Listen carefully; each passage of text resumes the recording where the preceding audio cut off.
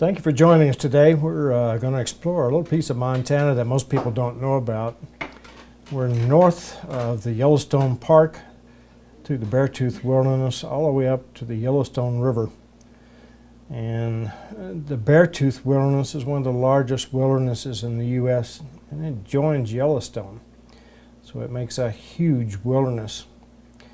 For our area of the world, most of the water we have comes from the snow up in these mountains, and we're going to follow the course of the rivers from those mountains just to show you where the flow comes from.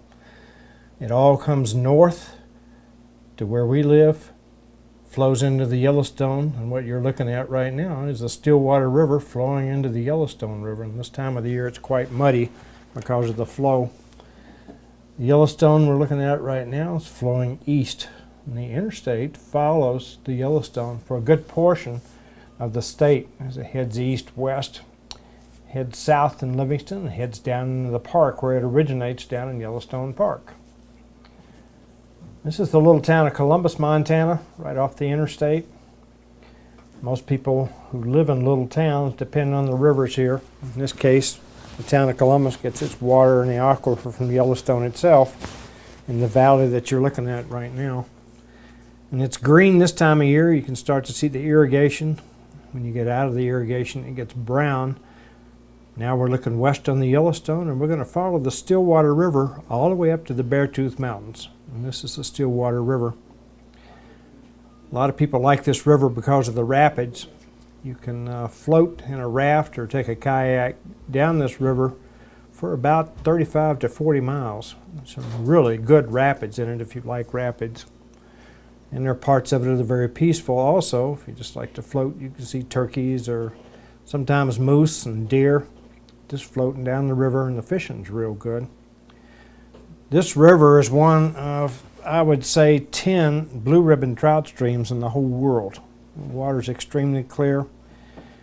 It flows right through the Stillwater mine, the platinum palladium mine.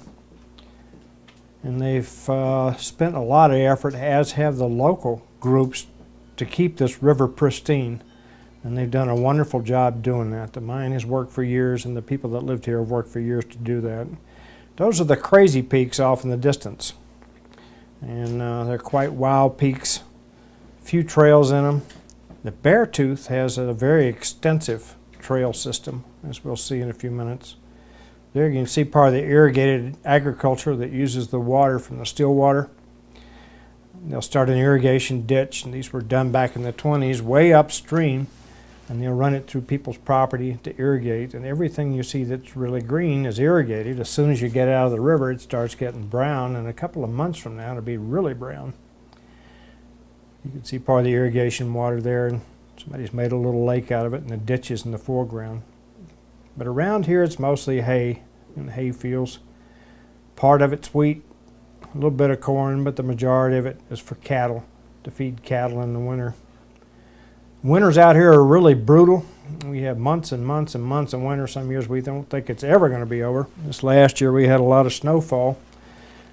We get rain, but the 90% of the moisture we get comes from snow that we get here or up in the mountains. And the flow that you see in the rivers and the irrigation all comes from snowmelt up in the mountains. And it's not unusual to have 20 to 30 feet of snow in some places up in the Beartooth. And it lasts most of the year. In most years, we have snow most of the year in some patches up in the mountains. And it keeps the flow of the rivers going.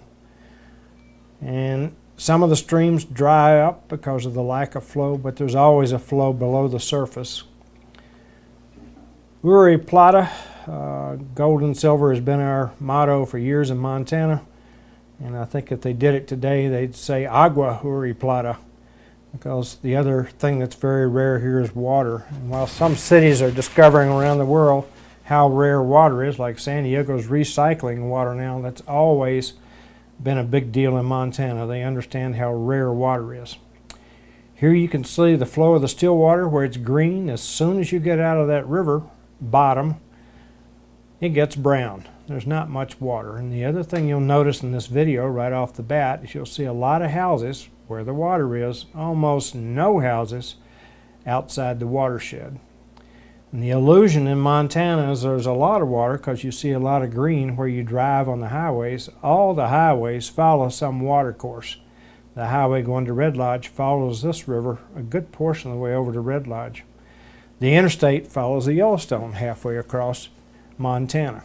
And it gives the illusion that all of Montana's green. As a matter of fact, very little of it's green. As you can see off in the distance here, there's almost no civilization out there, and they run cows on it. And it's just open range. They run cows. Most of the area doesn't even have fences.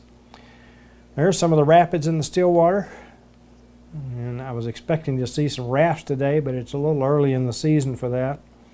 The rafting and kayaking is a lot of fun. We got a couple of raft companies here now in Absaroka, Montana. There goes the highway, following Highway 78, following the river. And later on in the summer, when the water flow slows down, there's almost no rafting because there's not enough water. So it's feast or famine here, and the people that have irrigation do quite well. The people that don't have water rights for irrigation don't do quite as well, depending on the seasons. But the people who make it over the years are the ones that have water rights. And that's a big deal in Montana, is owning water rights for a property. Again, the dark green is irrigated. And as soon as you get out of that river bottom, it's not so green. So the lucky people that settled here early started the irrigation system. And most of these irrigation ditches were done with horses and dynamite. They didn't have power equipment back then. And if you belong to a ditch or an association that started way back when, you get to keep those rights through the years, and it's passed down generation to generation. And the families that have been here the longest probably have a better appreciation for just how important this is than those of us that have moved in a little later. We're coming up on the little town of Absaroka. It's located on the Stillwater River. They get their water from the aquifer from Stillwater. There are 3 drainages that come in to the Stillwater from here. There's the East Rosebud, the West Rosebud, and the Stillwater. You can see the Stillwater and the Rosebud coming together right there. All of those originate up in the Beartooth Mountains and the snow melt up there. And all the little towns and all the people who live here depend on wells here. 90%, I would say, of the wells drilled in Montana are somewhere in an aquifer for a river. And you're seeing some of the most important ones on this little film. This is the Stillwater again, and the East and West Rosebud where they come together. All the ranches, most of the ranches have their water supplies here. A few of the bigger ranches that are more wealthy have drilled great big wells that go down into the aquifer much deeper. And you'll see some irrigation pipes that rotate around. They're called pivots. But those aren't as prevalent here, say down in Nebraska, where you have a huge water aquifer. We don't have that here. It's relatively shallow and follows the water courses. So we're following the river as it heads up to the mountains. The Beartooth front that we're talking about is just north of those mountains. You can see the 2 rivers coming together just north of the mountains. And everything from there flows downhill to all the people that live here. So something that happens up closer to the mountains affects everybody downstream. And once you hit the mountains, nobody lives there. It's wilderness all the way over to Yellowstone. The flows from the Stillwater, if you follow the river all the way up, starts in a bunch of lakes on the West Stillwater, way back up in the mountains. Just a series of hundreds of lakes. It's pristine, absolutely beautiful. Every kind of trout you can imagine. They stocked these lakes back in the 20s. The regular Stillwater, the East Stillwater, and the main branch of it starts way up in the mountains, up near Cook City, almost in the Yellowstone Park itself. It carved a canyon right through the mountains. And you can actually see the canyon. We'll see that flying over here in a few minutes. There are 4 major drainages that come out of these mountains where all the population around here lives. Rock Creek over in Red Lodge, the East Rosebud, the West Rosebud, and the Stillwater are the main drainages here and the main population centers for all the little towns and the people that live here. You can start to see part of the ranches along the river. The ranches get their water from this river for their cattle, and they use the irrigation ditches to raise hay for the cattle in the wintertime. Our winters are quite brutal, As I said, sometimes we get very deep snowfall, and it stays white from the end of November up until April, March and April. So we have long winters. Nature allows us to live here sometimes, and sometimes it's just too hard. People leave, but it's a brutal place. Winters are beautiful. Skiing's good out here because of the mountains. The mountains collect the snow. You get orographic lifting as the fronts come through. They get lifted over the mountains, and they dump their snow in the mountains and leave the snow as it passes over. When you get downwind of the mountains, over in Wyoming and eastern Montana, it's quite dry, and you don't see this green. But the majority of what you're seeing was caused by the mountains, the snowfall and the waterfall. You're looking west again toward the Crazy Peaks, and you're starting to see some orographic lifting as a shower builds over the mountains out there. Again, it lifts that moist air up and it dumps rain. You can actually see it raining out there. We'll get rain here later, most days, from the thunderstorms generated by mountains. It's not enough to do a whole lot, but it'll keep it green for a little while so we can have grass for the cows and horses. Again, we're just following the watercourse of the Stillwater all the way up to the Beartooth Mountains. It's about a 20-minute flight up here, and you get a spectacular view of the rapids and where people go fishing and rafting. Beautiful river. If you ever want to take a beautiful raft trip, this is it. They'll take you down in rafts out in the little town of Absorki, down the river all the way to Columbus, or part way, depending on how far you want to go. But there's some really good rapids here, and I can attest that there's some really good swimming holes in here too. Usually they'll swap and let you go swimming. There are also some guides here that'll take you trout fishing. As we get further north, the canyon gets deeper. We're coming up on the little community of Beehive shortly, in Midnight Canyon. This is the area of Midnight Canyon. And the road comes right up through it, follows the river. There are fishing accesses along here where you can actually go trout fishing or fly fishing if you like to fly fish. You can start to see part of the rapids in the upper Stillwater here. The upper Stillwater is one of the best trout streams on the planet. They've got golden browns and rainbows, you name it, we've got it. And it's just an absolutely spectacular river to fish. And you can fish this thing for almost 40 miles. It's right next to the road. You can get out, walk down to it, and fish, as you can see here. There are two other drainages that come into the Stillwater here. Trout Creek comes in from the west, and there's another drainage from Bad Canyon that comes in here. They are seasonal. They don't have a lot of flow, but those are two of the added drainages that come out of the Beartooth Mountains, going downhill, going north. And if you look at a map of Yellowstone Park in this part of Montana, you can easily see where the rivers come. Stillwater mine is up above this. It's an underground mine. They mine platinum, palladium.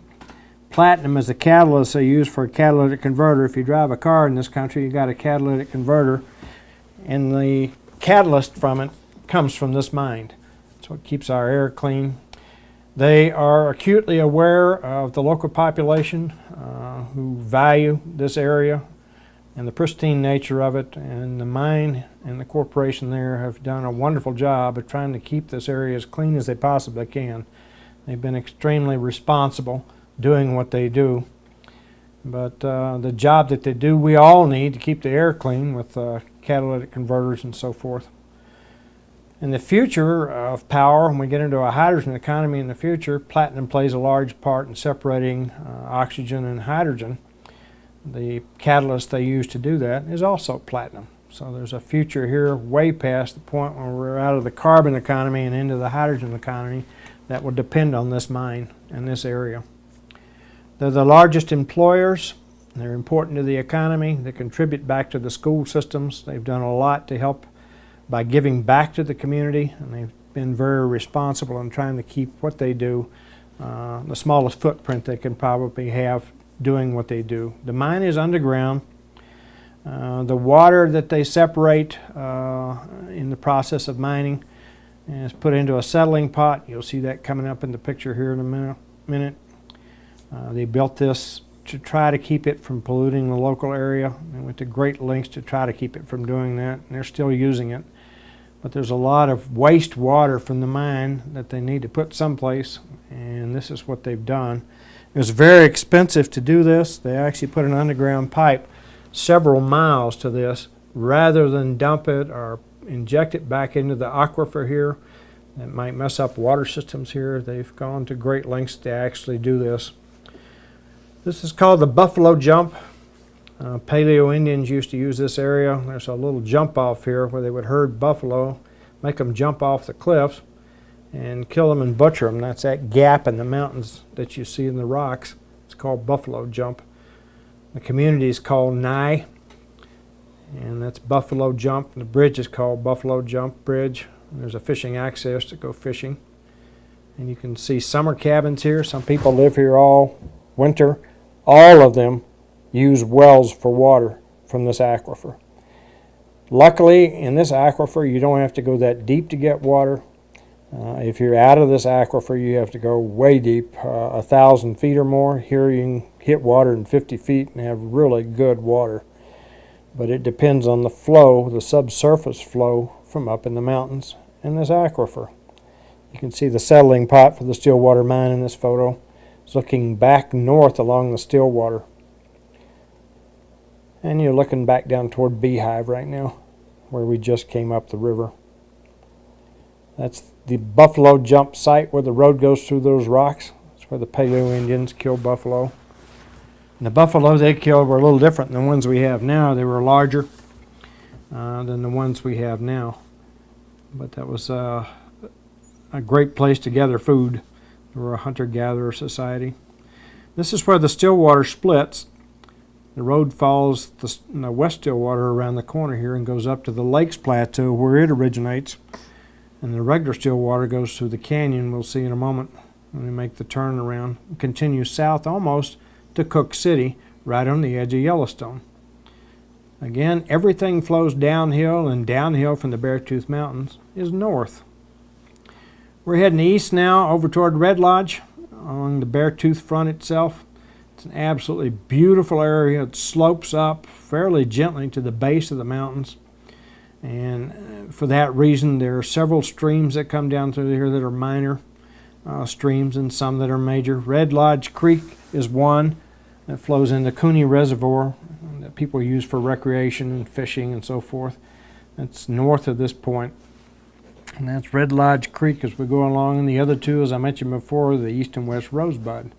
So now we're heading east toward Red Lodge along the front. If the camera tilted up right now, you'd be looking at the mountains right above where you are, the snow-capped peaks. Right now it's green. Through June it stays fairly green. This area has an extremely violent history from volcanoes, and the geologic history is incredible. The volcano that's Yellowstone, this is the town of Red Lodge on Rock Creek.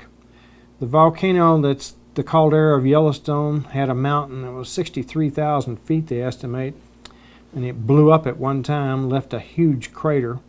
The front of that hot spot is the Beartooth Mountains that forces this up. The crust of the earth has literally been stood on the edge, and it's very porous. All the faults are vertical. The mine is able to mine minerals that should be 60 miles below the surface, but in this case, where the earth was cracked, it places minerals close to the surface, and the other part is a mine is the gold mine. You can see these rocks stood on the edge here. There's a violent geologic history. And you can also see as you go south, you're going up. Another drainage going back up to the mountains. You're looking down now on Rock Creek toward Billings, Montana. Rock Creek is the drainage that Red Lodge uses for water supply. And you go up the Beartooth Parkway. It's a spectacular road. Some people say it's the most spectacular road in the United States of America. Charles Kuralt said that in one of his morning programs. If you're scared of heights, you don't want to do it because you could drive up to the snowfields in about 30 minutes from Red Lodge. Right through the downtown, keep going, and you'll hit a curvy road that'll take your breath away. If you ever do it, take a camera. Again, you're looking at an irrigated area. All this water comes from the mountains downhill. Once you get just east of that, the water stops and it gets dry. And this is the first of the wells they're talking about fracking. It's just east of Belfry. We're coming up on it now. You can see the site and the pad that they built for that well. And you can see the creek that drains right past it, which eventually ends up in the Clark's Fork in the Yellowstone after going into Rock Creek. But you can see the drainage that goes right by the pad where the well is in this picture. The wells here, the oil that they're looking for is 3,000 to 4,000 feet down. It's totally different than the Bakken. The oil there is 10,000 feet down, and they drill horizontally for miles to get it out, and it's a level layer. Here you have vertical faults. That's totally different than the Bakken. And the distance between where the water aquifer is and where the oil is not that far compared to 10,000 feet in the Bakken. Here you're talking maybe 2,000 feet, but the faults here run vertically, so there's a lot more chance of leakage, both of methane and from the fracking materials coming back up into the aquifer here. And because the aquifer flows from the mountains down, it affects everybody in this region. Everybody who lives here lives off a well, a shallow well or a deep well that comes from the snow put here by those mountains. There's the well close to the mountains, and you can see the creek right behind it again flows into Rock Creek and then into the Clark's Fork, and then on down near Laurel, Montana, which is downstream near Billings. It flows into the Yellowstone. You can see the nature of the green here. It's only where the flow is, where the creeks are. Every place else is dry. When you get east of the Beartooth Mountains, the whole area is quite dry because the Beartooths take the moisture out of the mountains with that orographic lifting that I was telling you about. We're looking back west over the little town of Belfry. That's the well site, the pad where they were drilling. They have stopped drilling for the moment, but this is the area they're talking about fracking. And you'll be fracking into the aquifer or below the aquifer for this region, for all the ranches that you can see here. All this is agricultural. Most of it's hay. In this area, they raise a lot of sugar beets. Down this Clark's Fork in this area here are sugar beets. It's a commercial sugar they make from it that's in virtually everything sweet we eat in America is sugar beets. They don't use cane sugar as much in commercial baking as they do the sugar beets. The plant's down in Billings. You'll see the trucks rumbling down with these big sugar beets in it, and that's what you're looking at now, is sugar beets growing. Still looking at the well site. We're going to look at that for a few minutes, go back over Belfry, going west again along the Beartooth front. That's Cooney Reservoir. It's fed by Red Lodge Creek that also begins up near Butcher Mountain up in the Beartooth Mountains. It's a recreational place. People have cabins here. All the cabins have wells, and they use this aquifer for water. Every one of the cabins has a well. It's Upper Red Lodge Creek. This is looking at part of the foothills of the Beartooths now. If you go upstream from here or uphill from here, you run into those snow-capped mountains that we're telling you about, and they're just absolutely beautiful. The trail system back up in there is hundreds and hundreds of miles of trails. It's a good place to ride horses or hike. There are hundreds of waterfalls and lakes. I don't think you could exhaust the scenery in an entire lifetime of backpacking or just exploring. It's one of the most unique places in the world. I've had the privilege of seeing the entire world from the air in my life, and I have never seen anything quite like this. Russia has a Kamchatka Peninsula, which is wild like this. It has mountains and volcanoes like this, but in the United States, in the Western Hemisphere, I don't think there's anything quite like this. We're back over toward the mine now. You can see the stone standing up on the ridge. They call it the Palisades. You can see the Beartooth Mountains in the background. And that's the settling pot for the mine. And that's a little town of Dean that we're coming up on now, right off the left side of the screen. Dean is another area that they were planning to drill, and it's right up against the mountains. And they have a pad prepared here. They haven't gotten the permit to drill, but this is the place they're talking about fracking, and it's the beginning of the aquifer for most of the people that live here.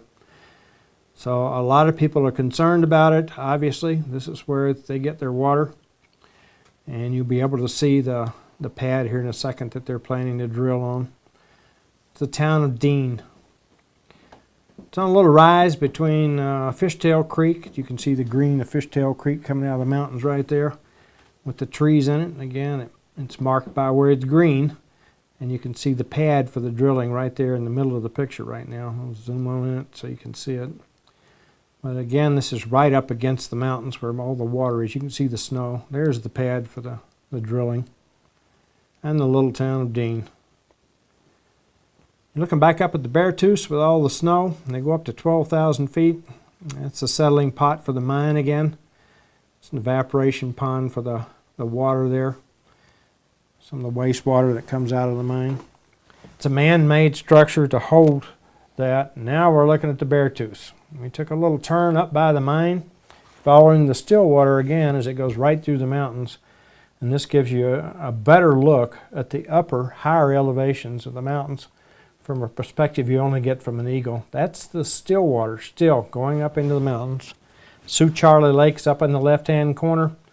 There's a trail that follows this up to Sioux Charlie. It's an absolutely beautiful hike if you ever want to do a short hike. Woodbine Falls is right in the middle of the screen right now. It's also snow-fed from the snowfields. And this is the Stillwater still that we're following up into the mountains. And either side of this are peaks that go up to 11,000, 12,000 feet with snow. Even in June, was shot in June. Matter of fact, it was shot toward the latter part of June. There's Woodbine Falls. The air up here is a little bit bumpy from flying through the mountains. Now you can see the peaks, the real mountains. And they're huge. People that live here down in the bottoms look up and see the profile of the mountains and they think that's the mountains. They don't realize there's 60 miles across over to Yellowstone, and it's nothing but wilderness all the way across to Yellowstone. So it's quite an expanse of wilderness. One of the last jewels in the United States of America quite like this. I can get on a horse and ride from here almost to Jackson Hole, uninterrupted through wilderness. And every animal you can possibly imagine lives here, from badgers to wolverines to elk, deer, bear, grizzly bears. We see black bears and grizzly bears. Everything you can possibly imagine that's associated with wilderness is in here. We've seen lynx, mountain lions, everything is in here. And it goes all the way across to Yellowstone. In a lot of ways, this is even wilder than Yellowstone. Yellowstone is finite. When you're very high, at 42,000 feet, look down on Yellowstone, it's finite. It's one green spot. You can see the east and west rosebuds coming together again. We're headed back north, away from the mountains, and it's uphill all the way back to the mountains. Now we're coming back down the Stillwater down to the Yellowstone, where all these drainages eventually end up is in the Yellowstone. Yellowstone flows north and east to the Missouri River. The Missouri flows to the Mississippi, joins the Mississippi right at St. Louis, goes all the way to the Gulf of Mexico. So the beginning of this drainage covers a good portion of the United States of America and a good portion of the population of America. It's very important to a whole lot of people. And it would affect a whole lot of people if it were ruined. So we're trying to preserve what's here for the future generations. And there isn't another wilderness anyplace quite like that.